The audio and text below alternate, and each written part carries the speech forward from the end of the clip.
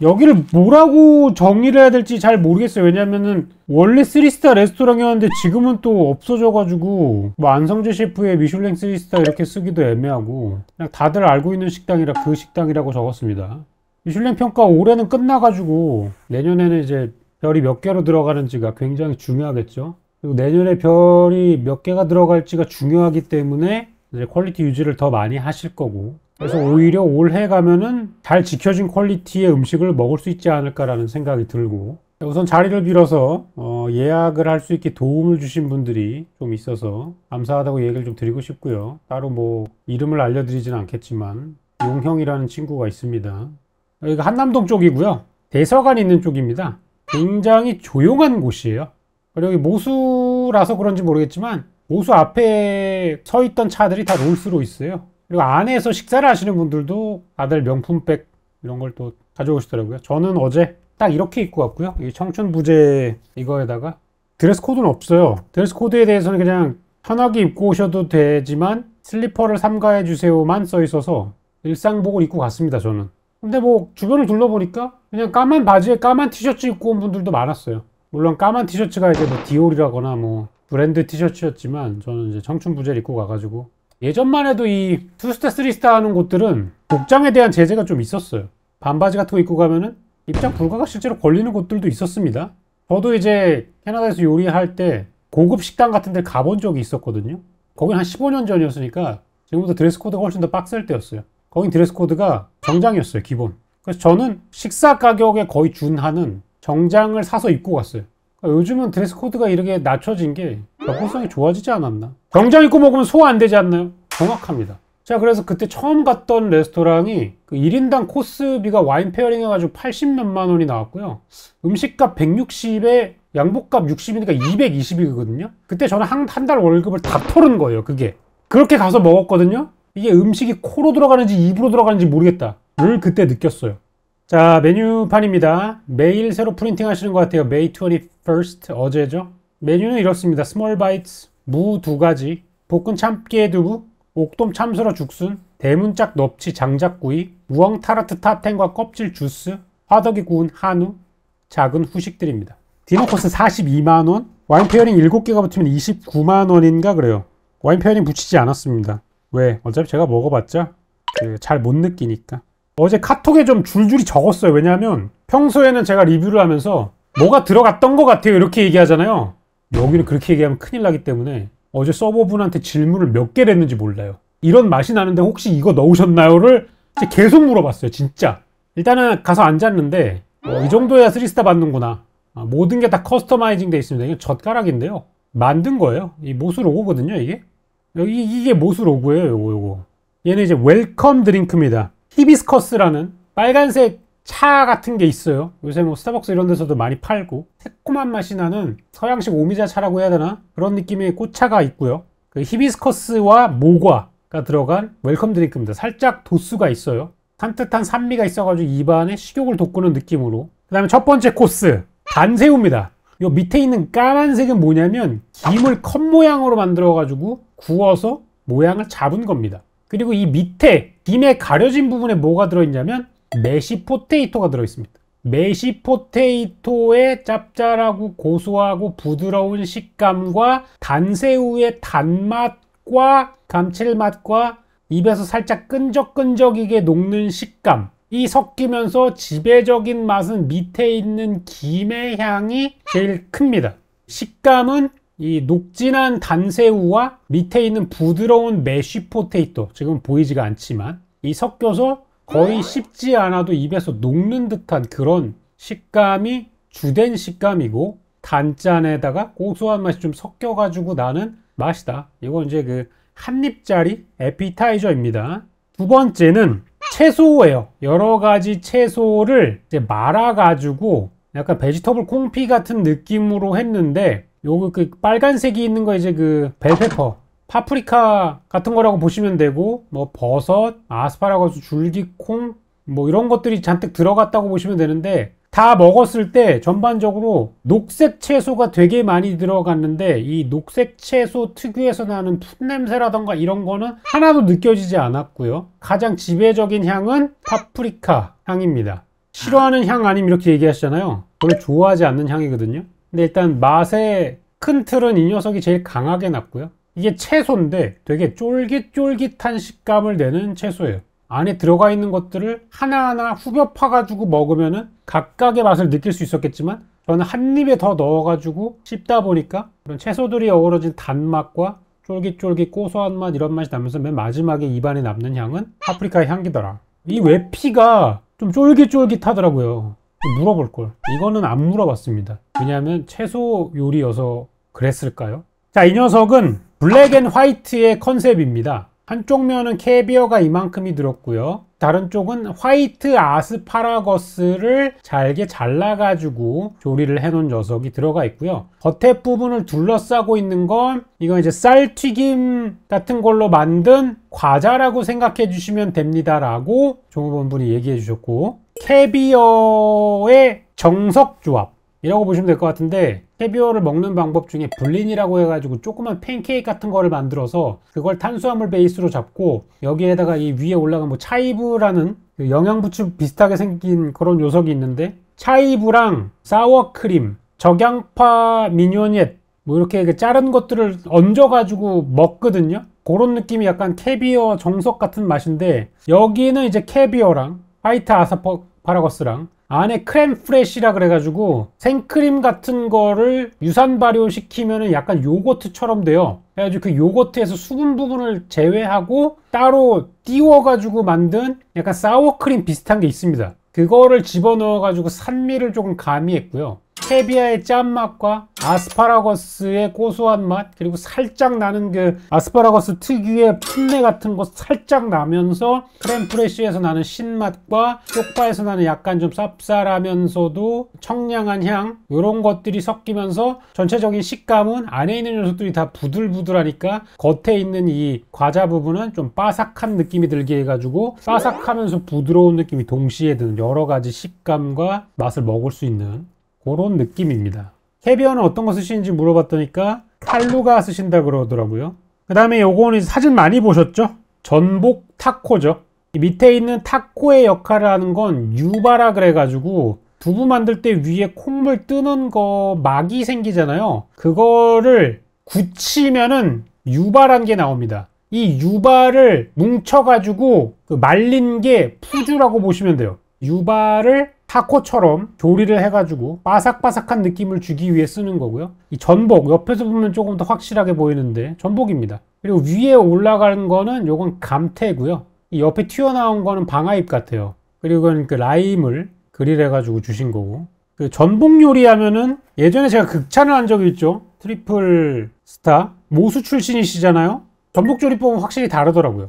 트리플스타님의 전복은 굉장히 입에서 그 살살 녹는 조리법이고, 모수의 전복 타코 전복은 살살 녹진 않아요. 이건 입안에서 그 전복 식감을 유지를 합니다. 쫄깃하게 계속 씹어야 되는 그 전복 식감을 유지를 해요. 그렇다고 해서 뭐 질겅질겅 오래 씹거나 질긴 그런 형태는 아니고, 전복의 그 씹어 넘기는 느낌을 살린 조리법이라고 보시면 될 것 같고, 첫 코스가 조그만 녀석들 잔뜩 나왔잖아요. 여기 보시면 이제 작은 한 입들, 얘가 가장 맛은 인상적이었습니다. 자, 그리고 다음 코스로 넘어가면은 얘는 순무입니다. 순무. 사이즈는 한 요 정도 됩니다. 위에 올라가는 건 발효 버터고요. 그 다음에 얘는 소금입니다. 약간 또 훈연된 소금이겠죠. 여기 뭐 무 손질을 보면은 여기다 한 번씩 칼을 더 대줬죠. 부드럽게 깎아내려고. 이쁘게 좀 조각을 해놓은 느낌으로 되어 있고요. 일단은 이 무는 일반 무가 아니라 순무라서 일단 즙이 되게 많아요. 단맛이 나는 즙이 쭉쭉 나와요. 발효버터에서 나는 살짝 산미가 가해진 맛이랑 소금의 짭짤함으로 먹는 건데요. 어떤 맛이 나나요? 라고 물어보시면 무 맛이 납니다 라고 얘기할 수 있어요. 이건 비조리입니다. 그냥 생무예요. 얘는 이제 조리가 된 무예요. 밑에 들어가 있는 이 국물 같은 거는 뭔가요? 라고 물어보시면 멸치 육수와 들기름이 섞여진 녀석이고요. 얘는 아까 먹었던 깨비아입니다. 들기름 캐비어, 멸치 육수, 무조림. 얘는 무슨 맛이 나나요? 할머니가 해준 무나물 맛이 납니다. 거기에다가 이제 캐비어를 왕창 부은 거예요. 그래서 얘는 무 맛이고요. 얘는 무나물 맛이에요. 이걸 먹으면서 그 생각이 들었어요. 주로 이제 프랑스나 이런 데 가가지고 굉장히 잘 만든 밤 디저트를 시키면 되게 맛있는 밥안바 맛이다 이런 얘기를 사람들이 많이 한대요. 와닿잖아요. 밥안바 맛이라고 하니까. 근데 고점도 밥안바 맛인 거야. 고급 밥안바라고 해봤자 밥안바 맛이 밥안바 맛이지. 이것도 이제 비슷한 케이스가 아닌가. 이거 그냥 무 맛이고요. 이거 그냥 무 나물 맛이라서 그 맛이 없었다거나 이런 게 아닌데 어찌 보면 이건 어렸을 때부터 먹었던 맛들이잖아요. 딱 먹으면 무나물 맛이 실제로 나거든요. 들기름 같이 들어가고 이래가지고. 그러니까 여기서 약간 좀 그 상한선이 딱 그어져. 딱 그게 아쉬운 거야. 3스타 레스토랑을 가면은 조금 더 기대하게 되잖아. 아, 여기 되게 어떤 음식과 어떤 걸 섞어가지고 어떤 플레이버 프로파일, 어떤 맛의 그거 변주를 낼 수 있을까에 대해서 되게 고민을 하게 되잖아. 근데 이게 아는 맛이 나와버리면 아쉬운데가 생기더라. 얘는 참깨 두부입니다. 밑에 있는 소스에 대해서는 설명을 안 해주셨는데 질문을 해볼 걸 그랬고요. 이 안에는 뭐가 들어있냐면 성게가 들어있습니다. 성게. 참깨 두부라고 해가지고 오리지널 방식은 참깨 간 거랑 이제 그 식전불 이런 걸 섞여가지고 굳혀서 약간 두부처럼 만드는 건데 원래는 참깨 맛이 더 나는 고마도후라고 있거든요. 일본 요리에. 그런 느낌이라고 보시면 두부 식감으로 만든 참깨를 두부 식감으로 만든 이런 거라고 보시면 되고 북해도 성게알이라고 얘기를 하셨고요. 밑에 있는 건 릭 대파 소스네요. 서양식 대파인 릭과 한국 대파인 대파를 넣어서 함께 만든 소스인데 어떤 맛이냐면 감칠맛이 싹 도는데 산미가 살짝 있어가지고 참깨 맛, 성게 맛 이렇게 해가지고 입이 되게 약간 피로해질 수 있는 진한 맛에다가 산미를 살짝 더해가지고 이제 들어가 있는 그런 맛이에요. 마찬가지로 위에다가 이렇게 파 같은 거 들어가 있는 게 이 안에 녹진한 맛이 워낙 강하다 보니까 요거를 밸런스를 맞춰줄 수 있는 카운터로 집어넣은 것이 아닌가라는 생각이 드는데 먹고 나면은 어떤 느낌이냐면 일단은 성게가 먼저 녹아요. 씹다 보면 아무래도 성게가 조금 더 부드러운 축에 속하니까 성게의 녹진한 맛이 이제 나겠죠. 그리고 마지막에 남는 건 이제 이 참깨 두부가 남아. 이미 한번 굳혀서 만든 녀석이라서 씹으면 이제 이 두부가 부드럽게 혀와 이렇게 굴림을 당하면서 살살살살 녹아요. 그러면서 이제 이 소스에서 나는 맛이 같이 가미가 되는 거지. 저는 두부가 조금 더 고소해도 좋지 않았을까라는 생각이 있고요. 뭐 이제 개인적인 의견입니다. 제가 무슨 뭐 이렇게 뭐 감히 안성재 셰프를 평가하거나 이런 건 전혀 아니고. 왜냐하면은 안에 있는 이 성게가 맛이 굉장히 진하고 녹진하기 때문에 이 뒤에 남는 두부 녀석이 성게한테 약간 좀 진다는 느낌을 좀 받았어요. 왜냐면 끝까지 남아있는 녀석은 강한 녀석이잖아. 강하니까 끝까지 남았을 거 아니야. 두부가 조금 더 강한 고소한 맛이 났으면 성게를 이긴 두부의 맛이구나. 약간 좀 이런 느낌으로 느껴졌을 것 같은데 성게가 조금 더 맛이 강했어요. 저는 이제 끝까지 약간 좀 녹진한 맛이 남기를 원했나 봐요. 그래서 어찌 보면 이걸 같이 씹어 먹어야 됐던 게 아닌가라는 생각이 들어요. 두 개를 같이 그냥 아작아작 씹어 먹었으면 더 조화가 좋지 않았을까. 한 입에. 모든 음식을 저는 바닥까지 핥아 먹어서 맛이 없었던 음식은 단 하나도 없습니다. 자, 요거는 메뉴판에 없는 메뉴인데 저만 주신 것도 아니고 모든 테이블에 다 나가는 걸 확인을 했어요. 얘는 뭐냐면 아이스크림입니다. 아이스크림인데 무슨 아이스크림이냐? 사워도우 아이스크림입니다. 밑에 있는 거는 퀴노아고요. 요 올리브 오일하고 발사믹이 있어요. 그러니까 보통 이탈리안 레스토랑을 가면은 식전빵으로 올리브 오일이랑 발사믹 섞은 거에다가 호밀빵 같은 거 이제 주잖아요. 사워 브레드 이런 거. 그 느낌인데 빵을 아이스크림으로 바꾼 거야. 실제로 빵을 먹으면 발효종 빵 특유의 약간 좀 시큼한 발효된 맛이 납니다. 이 아이스크림은 어떻게 만들었냐고 여쭤보니까 사워도우 빵을 우유에다가 담궈서 이 사워도우의 맛과 향이 우유에 배게 한 다음에 그 크림으로 아이스크림을 만들어서 그 크림 자체가 이 발효종 빵의 맛을 담고 있다. 이걸 먹으면 정확하게 이탈리아 레스토랑에서 먹는 식전빵 발사믹 식초에 찍어주는 그 맛이 나는데 차갑습니다. 야, 좋다. 기술적인 변주 측면에서는 이날 하이라이트입니다. 아이디어라던가 이 활용법이 저는 매우 만족스러웠습니다. 그리고 이 아이스크림을 먹어버리고 느꼈죠. 제 아이스크림이 떨어질 수밖에 없어. 제 건 아이스크림도 아니잖아요. 맨날 이런 걸 만드시는 분이 승우 아빠의 아이스크림을 먹으면 떨어질 수밖에 없다. 얘는 옥돔입니다. 밑에 있는 요 갈색의 널쩍한 녀석, 요거는 참소라입니다. 그 다음에 여기 지금 죽순같이 생긴 녀석은 죽순이고요. 그 다음에 여기 이렇게 되어 있는 녀석은 줄기콩이고요. 그 다음에 샐러리가 있고요. 표피랑 제피를 넣었다고 얘기를 해주셨어요. 그래서 먹고 나면은 마라에서 나는 얼한 맛이 살짝 나요. 밑에 있는 녀석은 간이 거의 되지 않은 참소라 죽순 죽 같은 느낌이에요. 근데 위에 있는 요 옥돔이 간이 되게 강하게 들어가 있는 염장 상태의 옥돔입니다. 그래서 요걸 잘라가지고 죽이랑 같이 섞어 먹으면 염도가 딱 맞는 거죠. 그래서 약간 좀 생선 죽 같은 느낌인데요. 요 굉장히 감칠맛이 좋습니다. 생선의 익힘 정도도 아주 이분하고요. 굉장히 조리가 잘 돼 있고 수분 손실 이런 게 거의 느껴지지 않을 정도로 촉촉하게 구워져 있고 살짝 뭐 수비드한 거를 토치 정도로 한 건가? 옥돔 감칠맛이 굉장히 제가 좋아하는 스타일이기 때문에 맛있었습니다.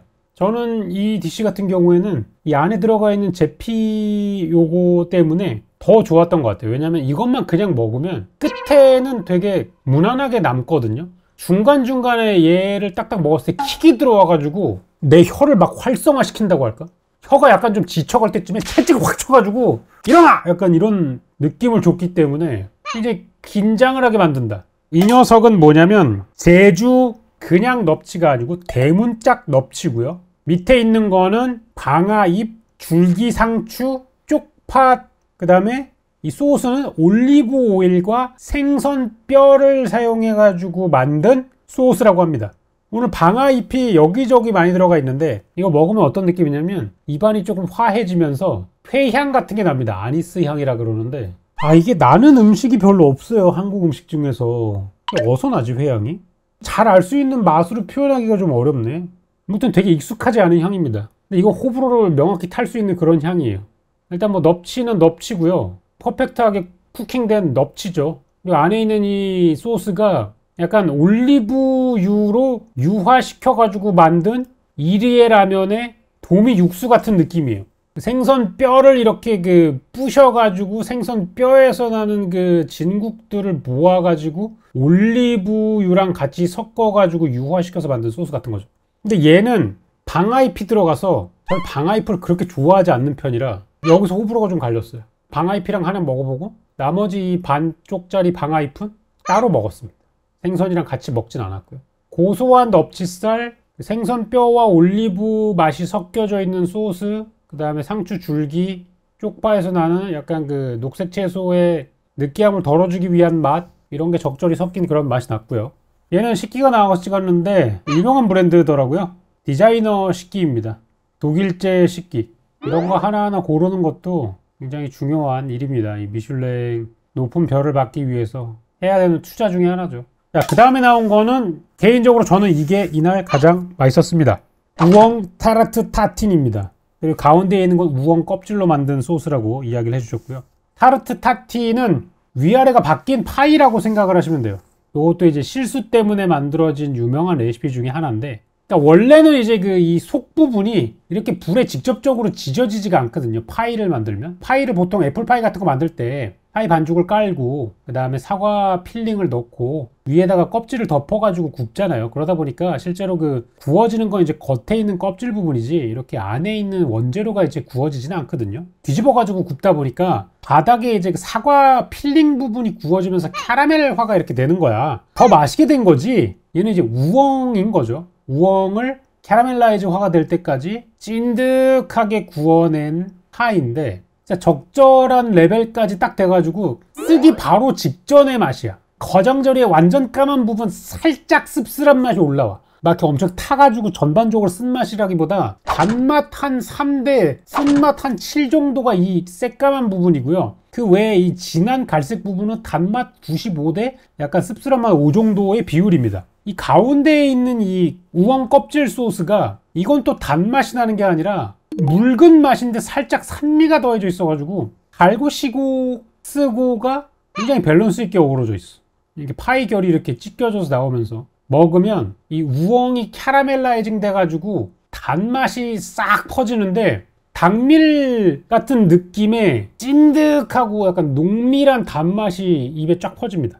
묵직하면서 깊은 단맛이 쫙 퍼지면서 끝에 쌉싸름함이 싹 올라오는데 굉장히 맛있었습니다. 근데 제가 의문이 계속 생기는 거예요. 왜냐하면 이게 코스에 어디에 위치하고 있냐면 여기에요, 여기. 그 다음에 얘가 나오고 바로 고기 메인으로 가요. 보편적인 레스토랑의 코스상 원래 여기 나와야 되는 건 팔렛 클렌저예요.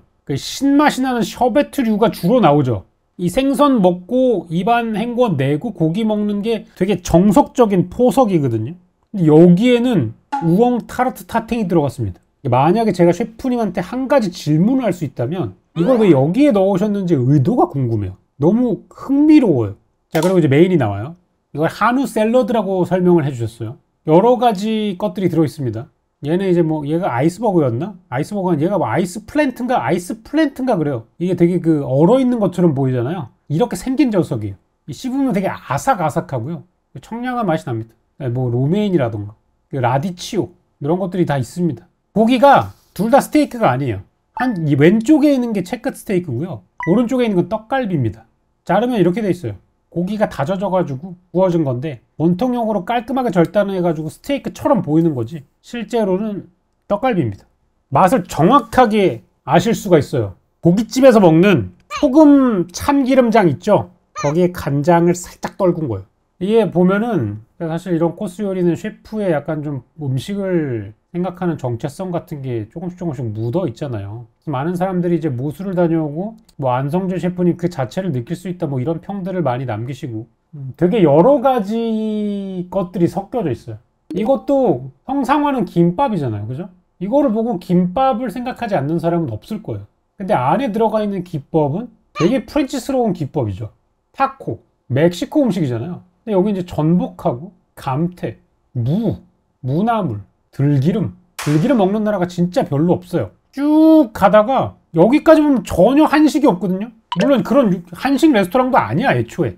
약간 뭐 밍글스나 정식당처럼 한식을 추구하는 그런 식당이 아니란 말이야. 근데 메인에 이렇게 나오는 거야. 이걸 너무나도 한국식 소고기 요리야.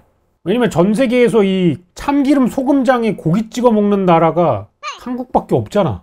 뭐 이제 감히 이제 셰프님의 생각을 다 이해할 수는 없겠지만 어찌 보면 맨 마지막에 나오는 이 음식 코스가 메인이라고 우리가 표현을 하고 여기에 되게 그 많은 힘이 들어가 있지 않을까라고 생각을 하고 그러잖아요. 아, 이게 약간 좀 셰프님 요리의 정체성인가? 생각을 계속 하게 되는 거지. 네가 그걸 어떻게 알아? 꼴값 떠네 이렇게 생각할 수 있는데 제 입장에선 그래요. 이걸 42만 원을 내고 먹는데 그냥 아무 생각 없이 먹잖아요? 너무 돈이 아까워요. 이 코스에 42만 원을 박았는데 맛있네 냠냠냠 이렇게 나오잖아요? 그럼 너무 아까워.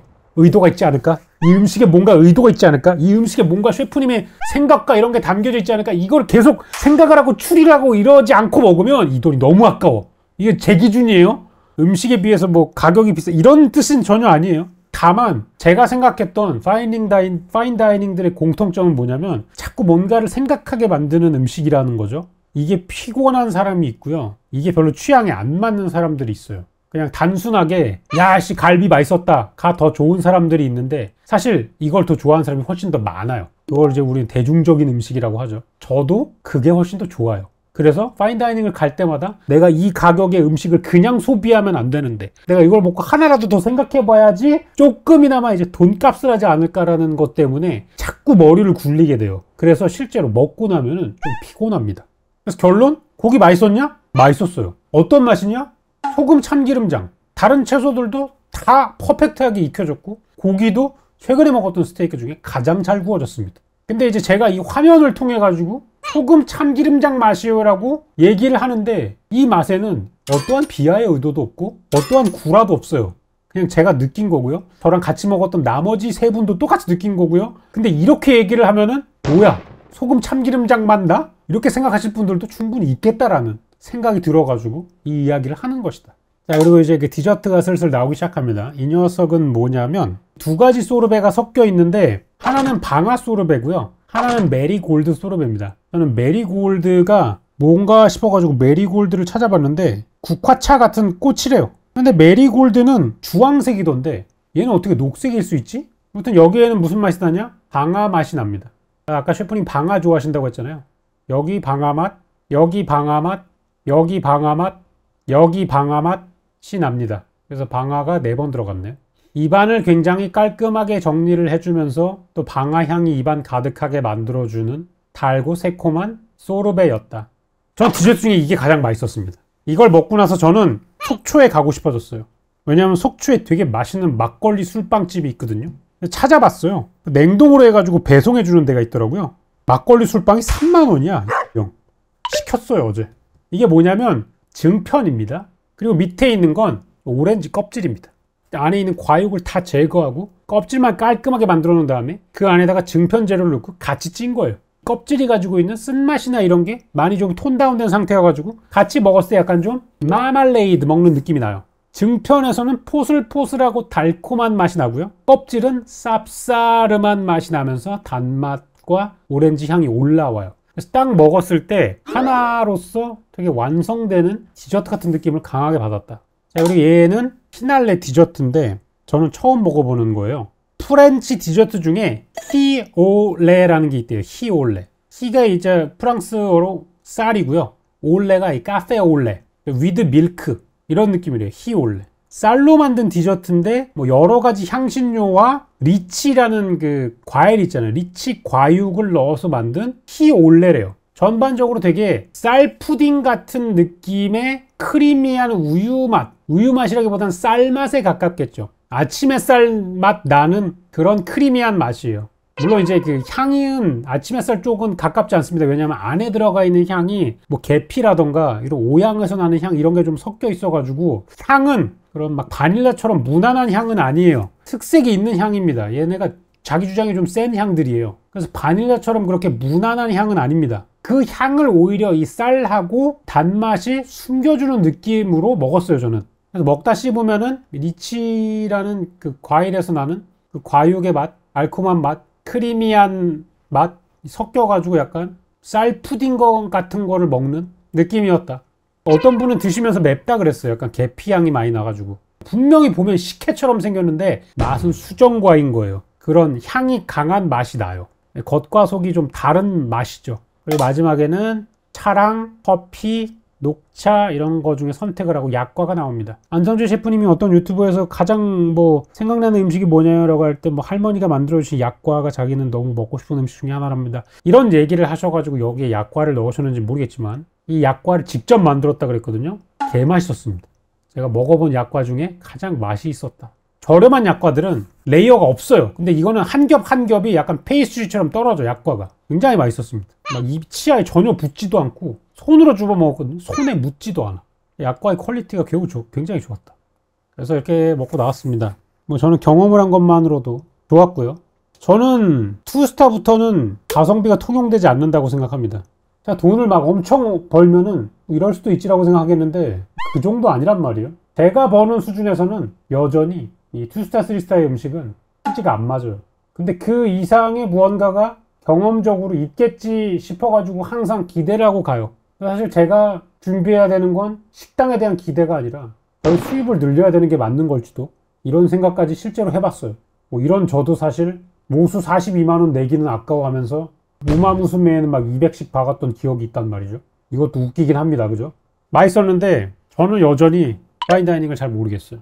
어제도 먹으면서 계속 생각하고 오늘도 얘기하면서 생각하지만 이 음식에 담긴 의도를 아직도 저는 잘 풀어내지 못하는 걸로 봐서 저는 여전히 수행이 많이 필요하고 수련이 필요하다. 저는 잘 알고 있어요. 이 음식을 42만 원에 팔아도 4만 원조차도 남지 않다는 거를 누구보다도 현장에 있기 때문에 잘 알아서 음식 가격이 말도 안 돼요라는 얘기는 안 하잖아요. 파인다이닝을 한다는 건 정말로 쉽지 않은 일이다 라는 생각이 다시 한번 들었습니다.